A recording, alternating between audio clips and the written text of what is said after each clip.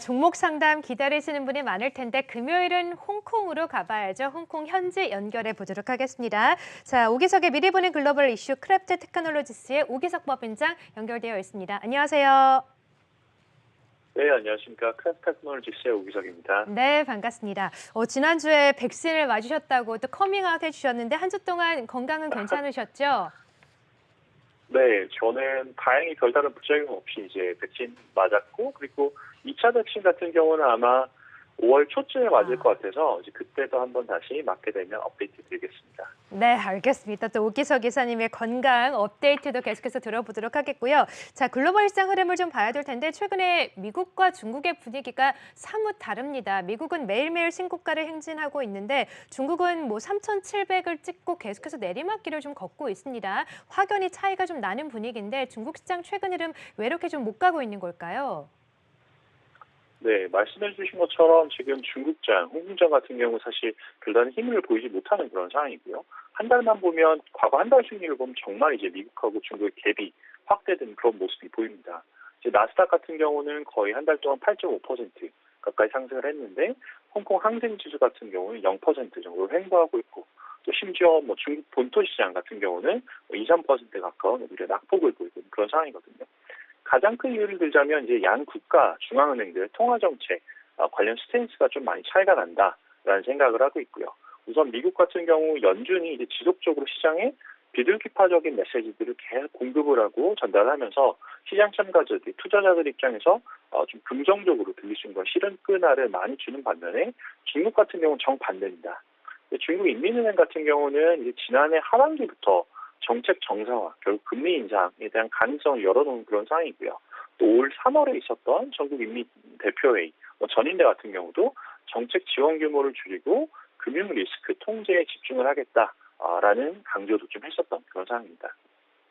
그러니까 결국에는 정부를 비롯한 금융 당국에서 내보이는 스탠스가 다르다 보니까 중국과 미국의 시장의 흐름이 다르다. 이렇게 좀 해석을 하면 될 것 같아요. 미국은 계속해서 통화 완화 스탠스를 주고 있지만 중국은 또 긴축의 스탠스를 주고 있다 보니까 시장 자체가 많이 좀 위축되어 가고 있는데 왜 이렇게 양국 간의 통화 정책들이 좀 다르게 이루어지고 있는 걸까요?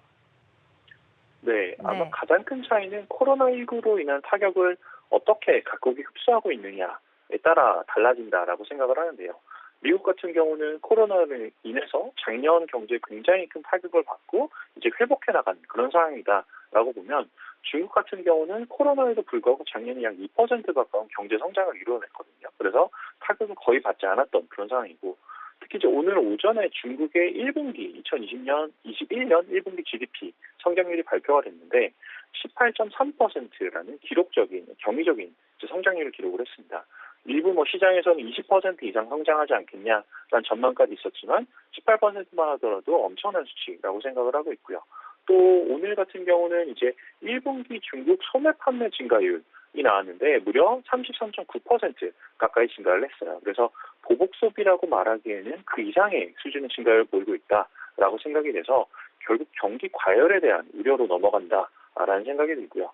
경기 회복을 이제 지속적으로 만들어 나가야 되는 미국하고는 달리 중국 같은 경우는 현재 고용도 굉장히 안정적인 상황이어서 경기 과열을 잡기 위한 방법으로 긴축이 논의되고 있다라는 생각을 하시면 될 것 같고요. 이에 대한 리스크가 현재 시장에 반영이 되고 있는 그런 상황입니다.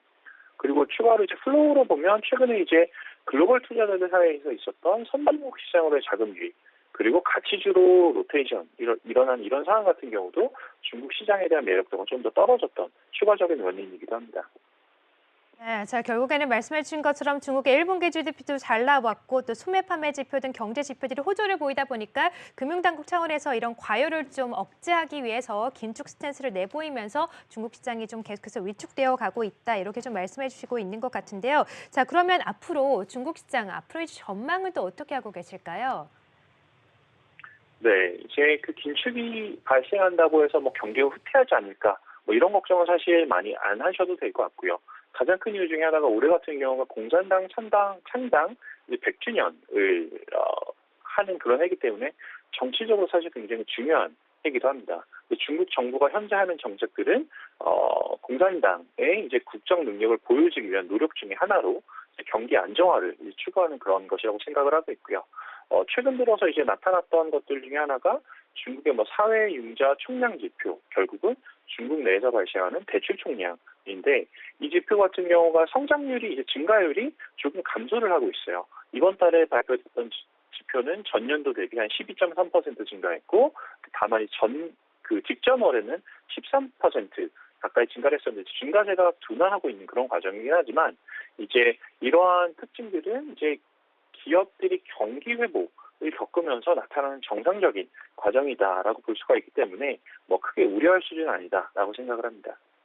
네, 자, 올해 또 중국의 공산당 창당 또 100주년을 기념해서 경기 안정화 노력을 이어갈 수 있기 때문에 크게 우려할 만한 사항은 아니다라고 중국 시장의 앞으로의 전망까지 말씀해 주셨어요.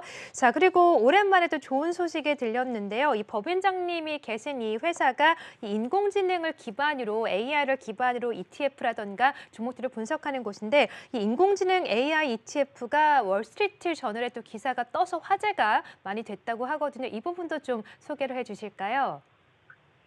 네, 네. 저희 회사 자랑 같긴 하지만 어제 저희 회사의 인공지능 주식 선정 모델을 바탕으로 운영이 되는 이제 미국 상장 ETF AMOM 같은 경우가 월스트리트저널 마켓워치 대문을 이제 장식을 했었습니다. 그래서 제목이 이제 로봇이 운영하는 펀드가 테슬라의 주가를 예측을 했다라는 제목으로 기사가 나왔고요. 일론 머스크가 이제 약간 익살스러운 얼굴로 이제 표정이 같이 나왔던 기사여서 반응이 좀 뜨거웠던 것 같습니다. 네, 이 기사가 이제 네, 말씀 이어가 주시죠. 네. 네네. 그 기사 내용을 잠깐 이제 요약해드리면 이제 뭐 저희 에이몸 인공지능이 테슬라 주가 변동을 정확히 예측한 게 뭐 경이로운 수준이었다라는 뭐 그런 내용이었고요. 이제 저희 모델에서는 작년 5월부터 테슬라를 처음으로 담기 시작했는데 월별 수익률 기준으로 보면 테슬라가 상승했던 달은 모두 투자를 했고요. 그리고 최대 뭐 10% 가까이 투자를 했고 그 테슬라 주가가 하락했던 달 같은 경우는 전부 다 테슬라를 0%로 가져가서 이제 테슬라 주가 하락을 회피했던 그런 케이스라고 보시면 되고 이런 스토리가 이제 월스트리트저널 마켓워치에 크게 기사화됐다라고 이제 말씀을 드리고 테슬라 같은 경우는 이제 올해 연초 2월에 편입을 제외한 후로 아직까지는 편입을 하진 않고 있습니다. 그래서 AMOM 같은 경우는 현재 1년간 성과가 한 80% 가까이 나오고 있거든요. 그래서 비교 가능한 ETF가 한 45% 정도 나오고 있어서 이제 뭐 거의 2배 가까운 그런 성과를 내고 있고 제 개인적인 입장으로는 이제 저희 크래프트에서 나온 이런 ETF가 월스트리트에 대물을 장식했다는 것 자체가 뿌듯하고 또 이제 실제 거래 대금이랑 자금 같은 경우도 굉장히 강하게 유입이 되고 있어서 뭐 그것도 이제 즐거운 것 중에 하나고 사실 제일 큰 거는 저희 국내에서 이제 만들어진 토종 기술, 토종 인공지능 기술의 모델로 글로벌 확장의 꿈을 실현해 나가는 것 같다라는 게 좀 가장 감개무량한 이제 그런 부분입니다. 네. 그러니까 결론적으로 인공지능을 기반으로 해서 이 AI가 테슬라의 주가를 예측하면서 변동성을 완화하면서 수익률을 좀 극대화했다 이렇게 좀 보면 되겠군요. 네, 네, 테슬라는 주가 맞습니다. 변동성이 정말 어마어마하기로 유명한 기업인데 어떻게 예측을 했을까 굉장히 좀 고무적이다 이렇게 좀 표현을 할 수가 있을 것 같아요. 자, 오늘 또 오기석 법인장님과 함께 홍콩 또 중국 이야기 함께 들어봤고요. 마지막으로 ETF 관련된 또 이야기까지 함께 소개해 주셨네요.